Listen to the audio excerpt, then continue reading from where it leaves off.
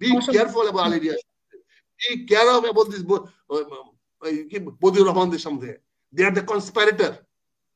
তারা তাদের স্বার্থের জন্য দেশটাকে বিক্রি করে দিতে পারে। Be careful about them. As a colonel, দেশপ্রেমিক হিসাবে এদেরকে আইডেন্টিফাই করেন। They are the real criminals of the country. এই ধরনের ছেলে বিএনপিতে, ছাত্র দলে, যুব দলে হাজার হাজার আছে। আজকে যদি আমরা খালি বলি ধর বলে দেখেন না পাওয়া যায় কিনা কুইজ একটা, কিন্তু আমরা তো ধর বলবো না। আজকে বিএনপি খালি বলুক না ধর, জিয়াউর রহমানের গায়ে যে গালি দেয় না, বাহিনীর মধ্যে যদি কোনো গন্ডল হয়ে যায়, আল্লাহ মাফ করুক, এটা কিন্তু ভারতের পক্ষে যাবে, ভারতের পক্ষে যাবে। আজকে সেনাবাহিনীতে এতটুকু গন্ডগোল হইলে এর 100% বেনিফিট ভারত নিবে। কাজে জেনারেল ওয়াকারুজ্জামানকে পরিবর্তন করলে যদি বিশৃঙ্খলা সৃষ্টি হয় আর্মিতে, তার 70% বেনিফিট ভারত পাবে। এখন আমরা চাই না সেনাবাহিনীতে একটা কমিশন হোক। সেনাবাহিনীতে অনেক উস্কে দেওয়ার চেষ্টা করছে, শরীর দিকে উস্কে দেওয়ার চেষ্টা করছে। শরীর উস্কে দিলে কি হবে? আবার বিদেশে যাওয়া বন্ধ হয়ে যাবে, কেউ যেতে পারবে না।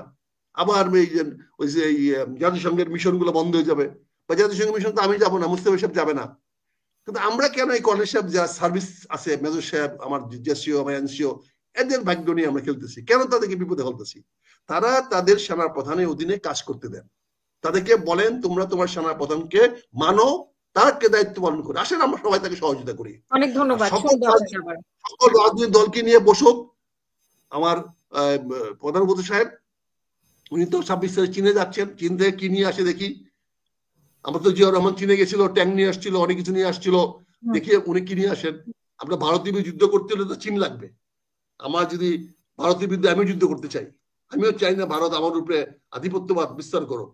কিন্তু আমি তো ডাল নাই তলোয়ার নাই, নিধিরাম শর্ট দিয়ে চিল্লালে হবে না। আমাকে বলতে হবে একটা চর দিয়ে দেখতো বেটা কি হয়, এক গালে চর খাবো, তো আরেক গালে দেখতো। এইভাবে কত আর চর খাবো বলেন? আমাদের হ্যাডম তৈরি করার আগে, তারপরে আমরা ভারত বিদ্বেষী হবো। হ্যাডম তৈরি করতে হবে।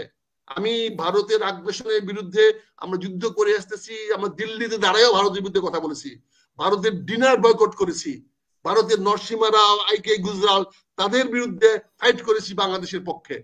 আমরা এখানে না, কিন্তু আমার শক্তি কতটুকু সেটা চিন্তা করতে হবে। আমি অন্যের সঙ্গে ওই ব্যবহারই করব যে আমার সঙ্গে যে ব্যবহারটা করবে। ভারত যদি আমার সঙ্গে ভালো ব্যবহার না করে, আমি অবশ্যই ভারতের সঙ্গে ভালো ব্যবহার করবো না। কিন্তু আবার আমি যদি ভারতের সঙ্গে ভালো ব্যবহার না করি, আমি যদি ভালো ব্যবহার না করি, ভারতও ভালো ব্যবহার না করতে পারে। এই সম্ভাবনা আমরা কেন যাচ্ছি? কাজে রাজনৈতিক সমাধান আসেন, সকল রাজনৈতিক দল নিয়ে গোল টেবিল বসেন, বৈশা নির্বাচন হইতে কোনো কথা নাই, এই সরকার মেনে নিয়েছে, কিন্তু রাজনৈতিক সমাধানে আসেন। রাজনৈতিক সমাধানে এসে আপনার এই আমেরিকান কনস্টিটিউশন তৈরি হয় না রাজনৈতিক সমাধানের মাধ্যমে, সরকার চলে নাই, 7 বছরের নির্বাচন ছাড়া সরকার চলে নাই, সব রাজনৈতিক দল মিলে চলছে। তারপরে ধাপে ধাপে নির্বাচন করেন, বিভিন্ন প্রক্রিয়া করেন, সংস্কার করেন। কিন্তু রাজনৈতিক সমাধান রাজনৈতিক দলগুলোকে নিতে হবে, এই রাজনৈতিক দলগুলোর সঙ্গে বসতে হবে। ইসলামের সঙ্গে বসে কোনো কাজ হবে না। ওনারা সার সমস্যা বাড়াইতেছেন, ওনারা একটা পদের লোভে ওনারা সমস্যা বাড়াইতেছেন। Be careful about them. Kale Mustafa Saab, be careful about Al Ilyas. Be careful about this Bodiur Rahmanদের সামনে। They are the conspirator. তারা তাদের স্বার্থের জন্য দেশটাকে বিক্রি করে দিতে পারে। Be careful about them. As a colonel, দেশপ্রেমিক হিসাবে এদেরকে আইডেন্টিফাই করেন। They are the real criminals of the country. আমি রাজনৈতিক দল করি, হয়তো দলের বহিষ্কৃত, তারপরেও আমার দলে নাসিরের মতো, নাসিরের চেয়ে অনেক ভালো ভালো নেতা হাজার হাজার আছে, হাজার হাজার আছে, একটা দুইটা না। নাসিরের মতো একটা ছেলে কি বললো না বললো এটা নিয়ে তো কোনো আমরা, হ্যাঁ যদি সিনিয়র কেউ বলতো, যদি জামাতের কেউ বড় নেতা বলতো, সরকার বলতো, দেখতাম তার ঘাড়ে কটা মাথা, দেখতাম কত বড় বাপের বেটা হয়েছে, যে রমগালে দিয়ে দেখতাম। নাসির একটা পিসকি ছাড়া মাদ্রাসা থেকে পড়ে আসছে, কতটুকু জানে কি, হ্যাঁ হ্যাঁ সে আবার ডিলিটও করে ফেলেছে, কিন্তু এর মধ্যে সংবাদপত্রে ছড়িয়ে সে আবার ডিলিটও করে ফেলেছে। না, ডিলিট করবে। এই ধরনের ছেলে বিএনপিতে, ছাত্র দলে, যুব দলে হাজার হাজার আছে। আজকে যদি আমরা খালি বলি ধর বললে দেখেন না পাওয়া যায় কিনা কুইজ একটা, কিন্তু আমরা তো ধর বলবো না। আজকে বিএনপি খালি বলুক না ধর, জিয়া রহমানের গায়ে যে গালি দেয়, খালি বিএনপি বলুক ধর, নাসির মাসির কাসির খুচরা পাওয়া যায় কিনা দেখেন না ঢাকা বিশ্ববিদ্যালয়ে, কোথায় শেল্টার নেই দেখি না। আমি তো বলছি আপনাদের সামনে প্রকাশ্যে বলছি, কিন্তু বিএনপি বলছে না ভাই শিখতে ভাই এই জিন্দাবাদ খুব সুন্দর যে আমরা 100 বছর অপেক্ষা করতে পারি। হ্যাঁ, আমরা for the interest of the country, দেশের।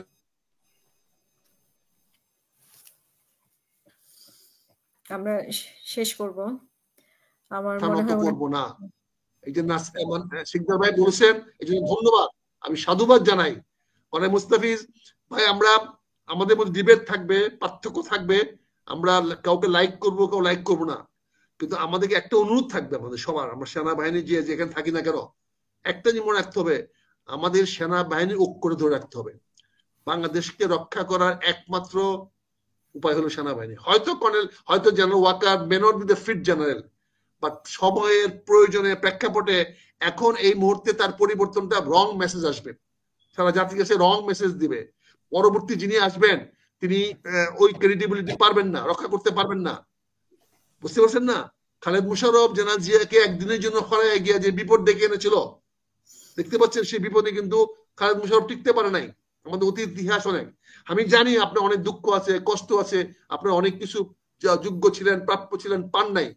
এই যে আমরা যে কোনো কাজ করতে আমি বুঝি, কিন্তু আমি অনুরোধ করবো কর্নেল মুস্তাফিজ ভাই আপনাকে, দেশে বেশ থাকেন, সেনাবাহিনী আমাদের এটা না, প্রতিষ্ঠান। এটা তো ওনার দেশপ্রেমও হইতে পারে। আপনি যে বলছেন কোনো মানে অপ্রাপ্য থেকে উনি বলছেন কিনা, আমি ওনাকে বলছি এটা তো আপনার উনি কাছে দেশপ্রেম দেশপ্রেম থেকেও ভাষা বলতে হতে পারেন। পারে, আমরা যেরকম আমাদের কোনো চাওয়া পাওয়া নেই, আমরা তো দেশপ্রেম থেকে কাজ করি।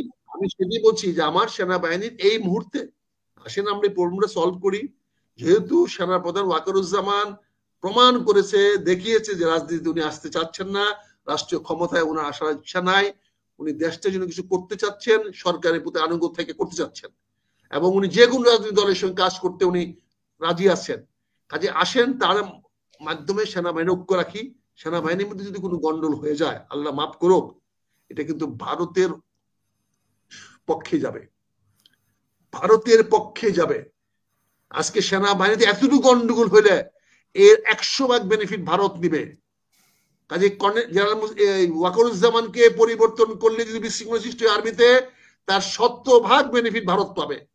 আপনার কাছে আমার বিনীত অনুরোধ করে মুস্তাফিজ সাহেব, আসেন আমাদের দুঃখ, আসেন আমরা এই রাওয়াতে বসবো, আমরা এখানে বসবো, ওয়াকারুজ্জামান অফিসে গিয়ে তাকে আমরা ধরবো, আমরা আমাদের সমস্যাগুলো করবো, কিন্তু ভুয়াদের কথা আমরা নাচবো না। সেনাবাহিনী ঐক্যবদ্ধ রাখেন। আমাদের সেনাবাহিনী অনেক অফিসাররা ওই বলে রাজনৈতিক দল করেছেন, আমি অভিনন্দন জানাই, তারা রাজনীতি সফল হোক, অভিনন্দন জানাই, করুক, কিন্তু সেনাবাহিনীকে আমরা কন্ট্রোভার্সির উপর রাখতে হবে। এটা আপনাদের কাছে আমার বিনীত অনুরোধ। আপনি যে যেখানে থাকেন, যেখানে কথা বলেন, সেনা প্রধান আমাদের একটা প্রতিষ্ঠান, হি ইজ আওয়ার প্রাইড, সে ভুয়া না। সেনা প্রধান ক্যানট বি ভুয়া, he is our pride, pride of the nation. সবাইকে ধন্যবাদ। জিন্না ভাই আপনাকে অনেক ধন্যবাদ, সুন্দর কথা বলেছেন। মুস্তাফিজ ভাই আপনার কথা আমি ফলো করি, আমি প্রায় বললাম না যে আমি আপনার ওই বক্তব্য শুনেছি, আমি প্রায় খুব আগ্রহ নিয়ে দেখি, কারণ আমাদের আর্মি অফিসাররা কে কোথায় কি বলে আমিও জানতে চাই, কারণ আপনাদের মাইন্ডটা জানলে আমাদের পক্ষে সুবিধা, আমরা অনেক সময় নিজে কারেক্ট করতে পারি, সংশোধন করতে পারি। হয়তো আমরা ভুল বলতে পারি, কিন্তু আমাদের এই অভিজ্ঞতা, আমাদের বয়স, আমরা তো দেখে আসতেছি সে 69 থেকে, তো ছাত্র আন্দোলনের দিকে তো আমরা প্রথম থেকে শুরু করে আসতেছি, আমরা দেখে আসতেছি। ইতিহাস তো এইভাবে আগায় যায় সামনের দিকে। আসেন, বাংলাদেশ নিশ্চয়ই ভারত দিকে যাবে, উন্নতির দিকে যাবে। আমরা একসময় 7 কোটি মানুষ ছিলাম, আজকে 20 কোটি হয়েছি। আমাদের স্বাধীনতা, সার্বভৌমত্ব হস্তক্ষেপ করার ক্ষমতা কারো নাই। আমরা প্যালেস্তানিয়ান না, আমরা হামাস না, আমরা বাংলাদেশ, বাংলাদেশের মুসলমান। আমাদের প্রথম পরিচয় আমরা বাঙালি, দ্বিতীয় পরিচয় আমরা বাঙালি মুসলমান। বাঙালি মুসলমানদের অস্তিত্ব নষ্ট করার মতো ক্ষমতা কারণ নাই। আমি ভারতকে বলছি না, কাউকে বলছি না, কিন্তু আমাদের অস্তিত্ব যেন আমরা নষ্ট না করি, আমরা ক্ষতিগ্রস্ত না করি, এটা সবার কাছে বিরত থাকবে। সবাই চাইবে আমাদের মধ্যে বিভেদ লাগাই দিতে, আমাদের মধ্যে বিভ্রান্তি লাগাই দিতে, আমাদের সেনাবাহিনীকে ধ্বংস করে ফেলতে।